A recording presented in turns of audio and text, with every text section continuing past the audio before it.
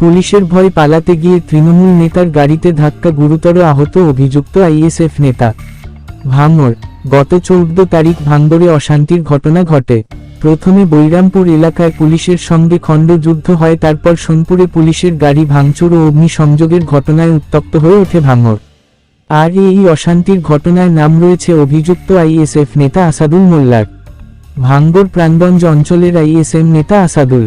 তবে পুলিশ সূত্রে জানা যায়, গতকাল রাত্রে ভাঙড় থানার সামনে থেকে পালিয়ে যাওয়ার চেষ্টা করে ওই আইএসএফ নেতা। পুলিশের ভয়ে দ্রুত গতিতে পালাতে গিয়ে রাস্তার পাশে দাঁড়িয়ে থাকা ভাঙড় 1 নম্বর ব্লকের বনভূমির তৃণমূল কর্মদক্ষ আসান মোল্লার গাড়িতে ধাক্কা মারে আসাদুল। গুরুতর আহত অবস্থায় ঘটনাস্থলে লুটিয়ে পড়ে। আইএসএফ নেতার বাইকটি সামনের অংশ সম্পূর্ণ ভেঙে কুচি হয়ে যায় এবং তৃণমূল নেতা আসান মোল্লার গাড়িও ক্ষতিগ্রস্ত হয়েছে।